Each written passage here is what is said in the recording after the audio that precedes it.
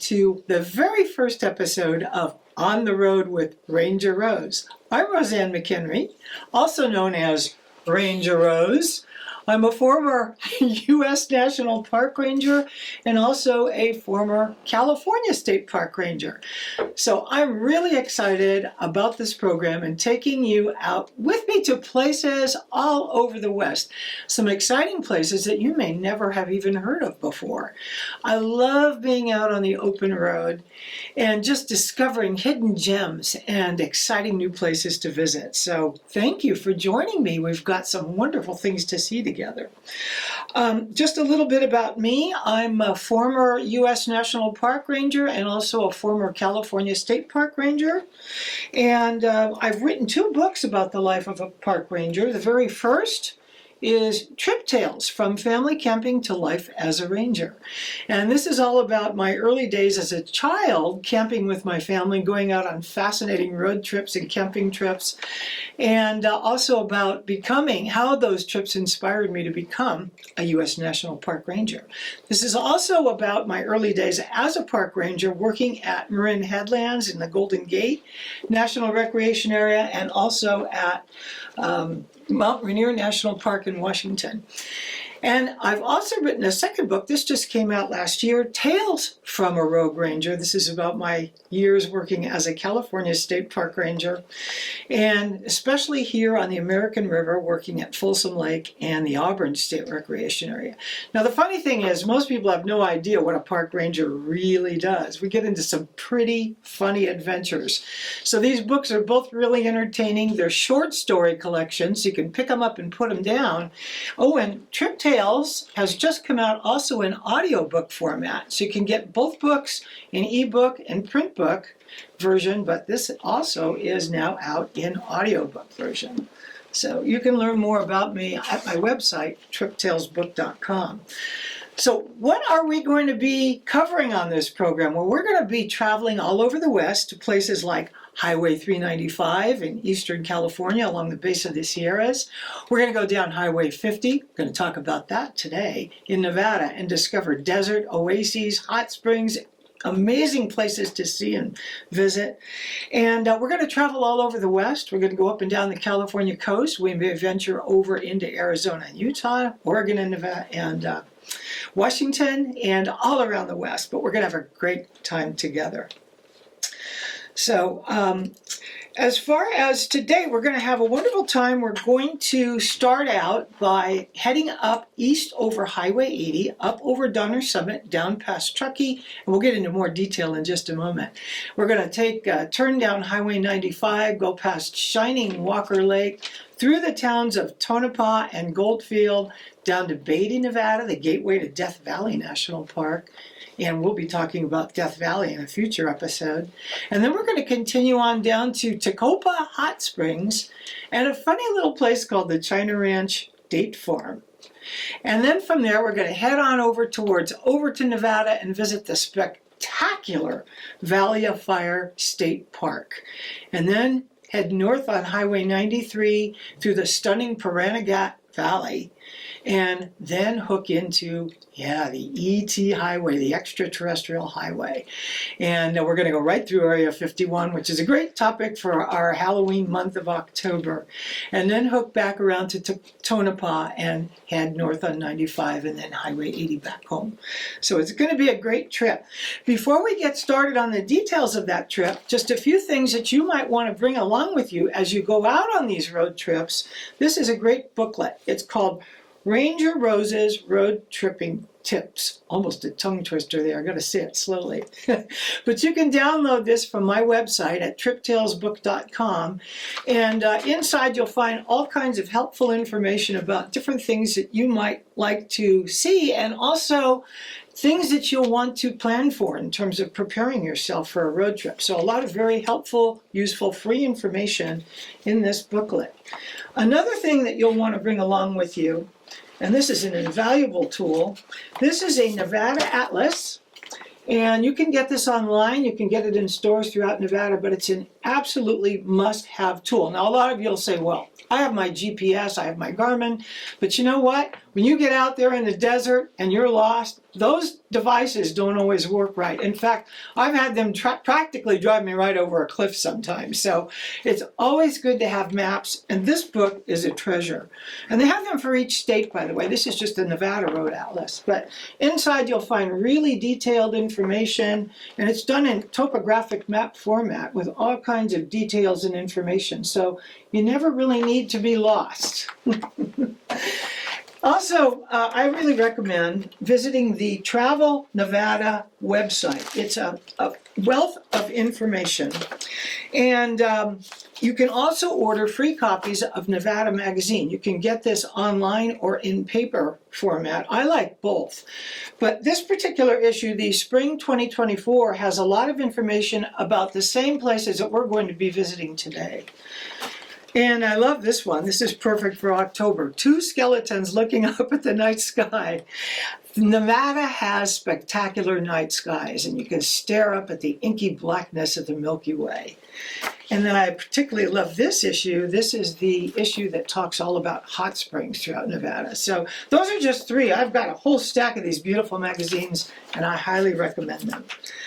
So, now that we know where we're going to go, let's get into the actual trip down through Nevada. And I've got to tell you, autumn is the perfect time of year to head out into the Nevada desert. It's absolutely beautiful out there with the leaves turning crimson red, bright gold, and shining orange. It is absolutely stunning out there. And yes, there are a lot of trees in Nevada once you get out there and you look around.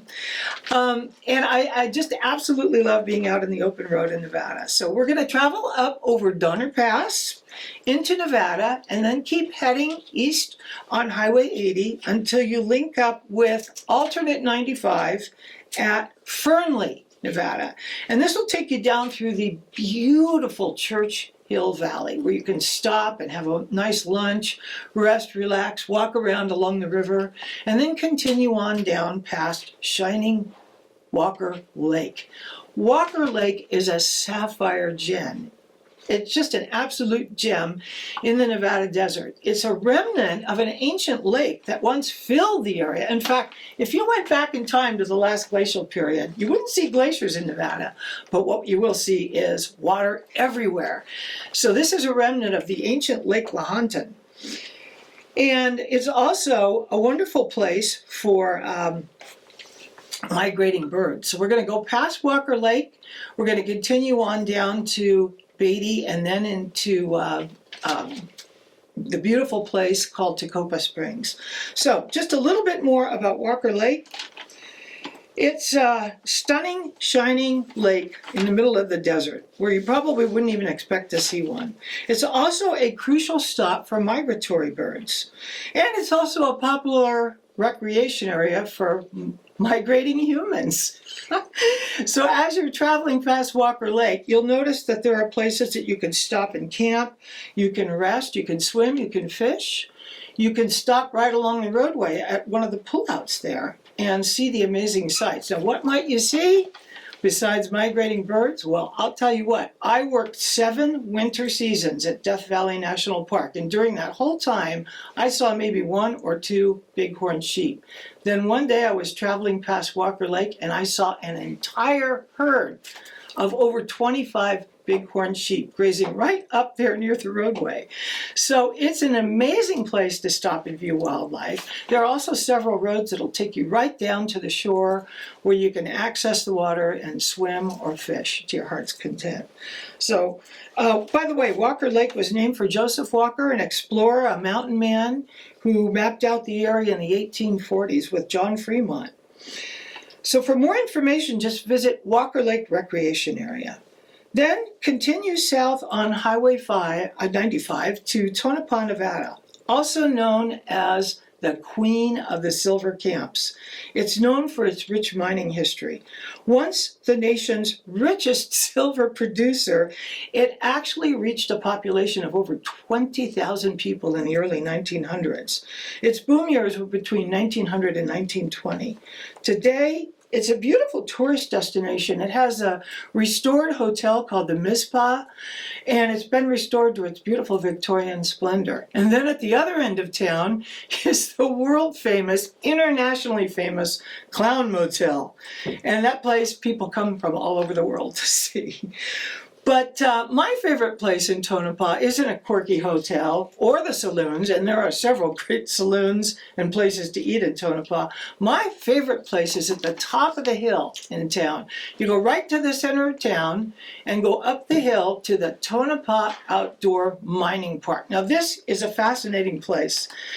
It's over 100 acres of mining sites. There are 3 big mines up there, and then there are all kinds of mining tunnels and things to go around and look at. It has a beautiful visitor center with an auditorium and 2 huge display rooms with a fascinating and stunning mineral and rock collection. There's also very helpful staff there, and they'll tell you all about the area. But the best thing is going outside. Step outside and start walking around, and you are going to be amazed at what you see. Now, you can either walk around, but 100 acres is a daunting stretch of property to wander around on foot sometimes. So we really enjoyed taking the all-terrain vehicle tour. We get on these little vehicles, they're like tractor golf carts. I don't know how else to describe them, but tractor golf carts, and they take you all over, up and down the hill, past the 3 large mines that are there, and you can explore the mines and go into tunnels and roam around, and they'll tell you all about the area. So again, just a fascinating place to visit. Now, also about Tonopah, there are several different places that you can stay while you're there. People really enjoy staying at the Mizpah Hotel or the Bella Vista, but there are several different places in town where you can stay in a hotel motel or you can camp. Several full hookup campsites, but if you like to camp for free, just drive 10 miles north of Tonopah and stop at the Miller's Rest area. It's free. It's a beautiful place to camp. Beautiful views of the desert. You get your own picnic table and enjoy the evening in comfort. So headings, oh, by the way, for more information on Tonopah, visit tonopahminingpark.com.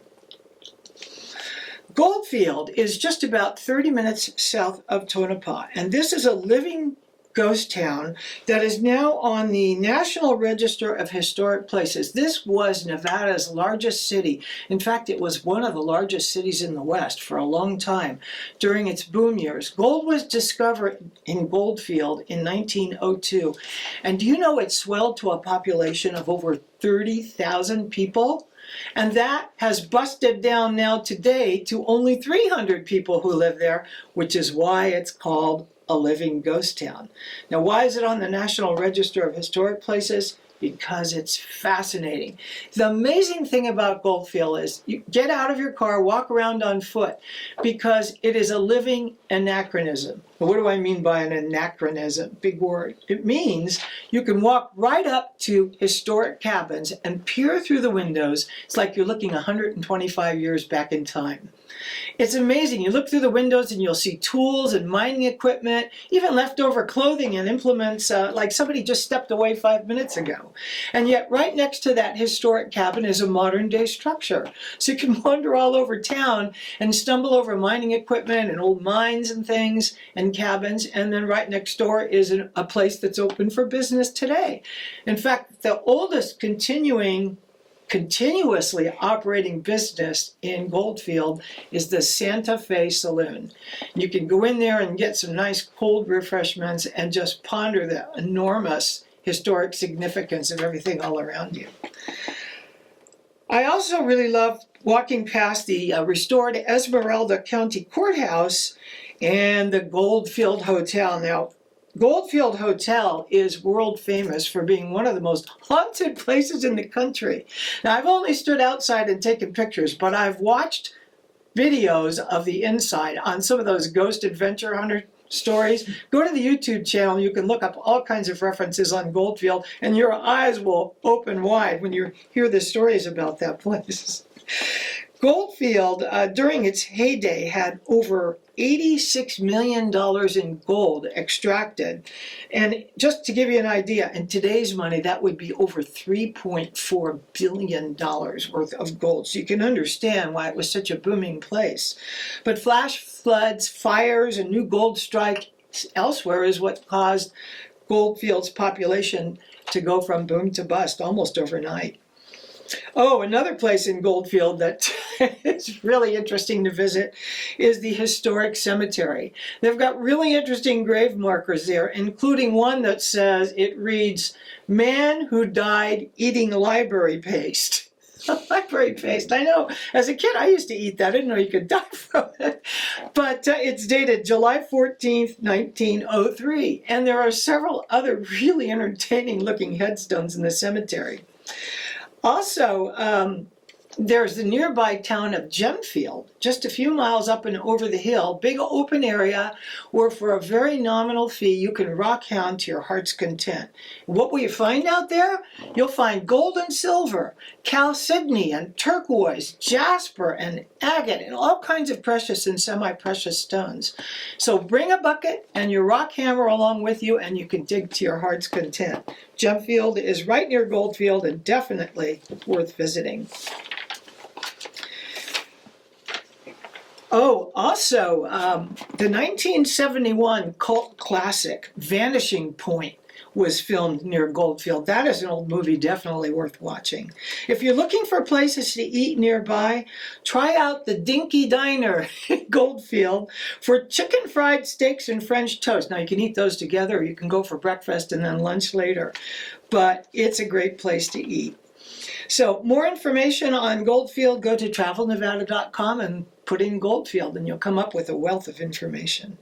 Heading south from Goldfield, we're going to go down towards Beatty, Nevada, and this is a gold and silver mining town with several hot springs, and also, as I mentioned earlier, it is the gateway to Death Valley National Park. There are a number of different visitor centers and museums here, all worth seeing, but my favorite attraction there is the Death Valley Nut and Candy Company. It's a great spot to stop because there's a nice, easy in and out gas station right in front and several hotels within walking distance. But the Death Valley Nut and Candy Company is something you don't want to miss. Walk inside, you can get an ice cream, you can get a fresh sandwich made, you can pick up cold drinks and snacks. But what I really love about this place is the row upon row upon row of bagged goodies. They have bags of chocolate of every type you can imagine. There are nut brittles, there's beef jerky, there's saltwater taffy, there's dried fruits, but the chocolate, it's some of the best I've ever tasted, and I've traveled all over the world. And it's great. I always come out of there with my arms laden with bags full of food. So if you're on a diet, go in anyway. Because these bagged goodies make great gifts. That is, if you can avoid eating them before you get home. They're that good. So, there are lots and lots of places to stay in Beatty, Nevada, and several lovely hot springs that you can visit. For more information, again, go to the Travel Nevada website and have a look around at the information. South of Beatty is Toccopa Springs, a little hamlet with several hot springs resorts and a public pool. There's also a free place where you can go and swim right there in the creek as you're coming into town. And the temperature there, I think, is like about 102 degrees, so it's really nice. You just get right down there in the creek and swim. But our favorite place to go is called the Death Valley Hot Springs. It used to be called the Lights Hot Springs, for those of you who may be familiar with Toccopa Springs. But it's our favorite place to go. It's up on the left. You'll take a road to the left, drive up the hill, and you can either stay in one of the many beautifully restored cottages, all modern, very comfortable with Wi-Fi and kitchenettes, or drive around the back and you can camp there with full hookups and relax in comfort in your own rig and enjoy the scenery of the desert all around you. As far as the hot springs, There are several options. We really love the private indoor pools. There's 4 rooms that you can go into. You get 30 minutes at a time, all to yourself. The pools are 8 by 8 by 4 foot deep. They have private showers and changing rooms. It's wonderful to just relax and soak in comfort in a room all to yourself. But we also really love the outdoor pool.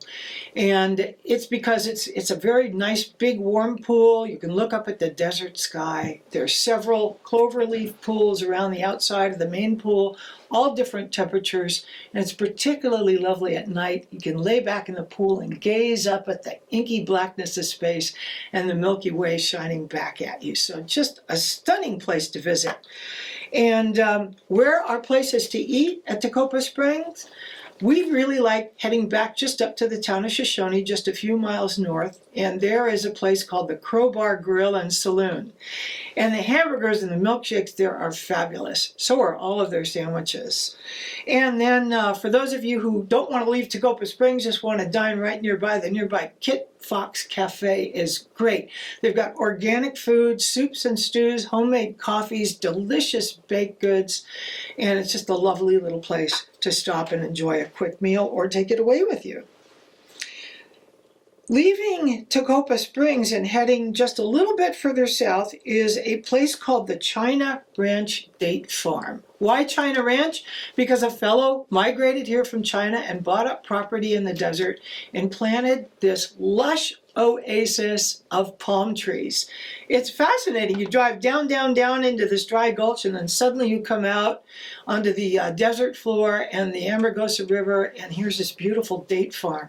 Down at the bottom of the hill is a little shop where you can go and pick up all kinds of real fun cultural oddity knickknacks, but even more interesting baked goods, and their world famous date milkshakes. Now you might think, date milkshake? That sounds kind of unusual, but I've got to tell you, they are fabulous. They're so delicious, you're going to probably want to drink more than one. But, you know, after all that date milkshake and eating baked goodies, you're going to want to work off some calories. So just stroll on down to the bottom of the parking lot and you'll see a trailhead. That's the Amargosa River trailhead, and it'll take you out along this trail that follows through the orchard and into the desert with some stunning vistas of the Amargosa Valley right before you. Also, the old Tonopah and Tidewater Railroad goes through there, and you can walk up on top of the railroad grade and get a kind of bird's eye view of everything around you. The tracks are long gone, but remnants of the railroad grades are still there. You can duck into slot canyons or hike up on the ridge and just enjoy beautiful desert scenery. I love that trail. It's so fun to walk around. The entire area is fascinating. So visit ChinaRanch.com. It'll tell you all about it. Continuing south on Highway 95, you'll junction eventually with Interstate 15 and head up northeast towards the stunning Moapa Valley and the Valley of Fire State Park. Now, this Nevada State Park gem is 46,000 acres, and if you've ever been to Arches National Park, this is the first runner-up to Arches. It is absolutely amazing. It was formed during the Jurassic period, millions and millions and millions of years ago. The sandstone was laid down, and since then all these rocks have been contorted and folded and whipped around, and so when you go out on the trails today, it's kind of like walking out on ribbon candy. These striped rock formations of orange and red and yellow sandstone. I particularly love the Fire Wave Trail for that reason, because you're literally walking up and down. It's like being in a Dr. Seuss book, this ridiculous scenery. It's so fun to walk around. And there are other trails that will take you to rocky knobs and spires, and some of those rocky knobs look like the heads of people. There's one place called the Sisters, and it does. It looks like a group of women standing together. So wherever you point yourself in this beautiful Valley of Fire State Park, you're going to see absolutely stunning scenery. There are also several places to camp. I do recommend you go in the winter and go during the week if at all possible, because it's very near Las Vegas and it can get busy there, particularly on weekends. And make reservations in advance if you possibly can for camping. But again, just a wonderful place to visit, Valley of Fire. Heading out from Valley of Fire, there's the nearby town of Overton, just a few miles away, and it offers the Lost City Museum. Now, what is that? That's a museum that talks all about the Pueblo civilization that used to be there in the Moapa Valley, and you can even take a trail that'll take you down to the ruins of the once thriving Pueblo village that was there. So definitely worth a stop. Heading north from Overton on Highway 93, leaving the Moapa Valley, you're going to come to the beautiful Paranagat National Wildlife Refuge. That's a big word, Paranagat. We love camping alongside this serene wetlands lake there. You can pull into a campsite. They're all first come, first serve. And there's just so much to see there. And then as you continue north on 93, you're going to hook into Highway 375, the extraterrestrial highway, the ET highway. This, for me, is the highlight of the whole trip. At the east end of that highway, you're going to see a really funny sign, Area 51 beef jerky. You're going to see a picture of cows getting sucked up into space into flying saucers. I tried that beef jerky. It's delicious. So far, no antennas growing out of my head. But, it's just an amazing place. Now, I didn't see any low-flying orbs or alien spacecraft, but that is Area 51, so anything could happen. And our cell phones did the strangest things there. They kept shutting on and off, flashing lights, opening and closing apps. We finally had to turn them off. I think there's some kind of magnetic disturbance in the area. It's really an interesting place to visit. The nearby town of Rachel offers several accommodations, including the little Alien Inn, where people have sworn they've heard strange noises in the night. But Rachel is just kind of a fun place to stop and enjoy as you head, continuing to the west on beautiful Highway 375, the extraterrestrial highway. So what will you see out there? All kinds of things. It's a stunning natural area. It's one of the loneliest highways I've ever been on. Each time we go across that 100-mile stretch, we see maybe one or two cars. So have it largely to yourself. All kinds of roads heading off in different directions. Take the road to the lunar crater. Why? Because it looks just like one of the craters on the moon. And do you know the Apollo astronauts practiced out there in full astronaut regalia? They practiced for the lunar missions, collecting rocks in full astronaut suits. So definitely take a trip out to the lunar crater. From there, you just keep heading heading towards Tonopah. You're going to hook into Highway 6 and loop right back down into Tonopah and complete this giant loop we've made through the Nevada desert. And then continue on north and up over Highway 95 and then back to Highway 80 and on for home. So I hope you've enjoyed today's episode of On the Road with Ranger Rose. Next time, we're going to be traveling down Highway 395 in California. It goes along the base of the eastern Sierra Nevada. We're going to go to beautiful lake basins, going to hike up into lake basins. We're going to visit beautiful little towns and hot springs and explore some amazing towns and things that you may not have seen before. Just a little bit more about more information. Again, please visit my website at triptalesbook.com. You can find me on Facebook under Rose McHenry.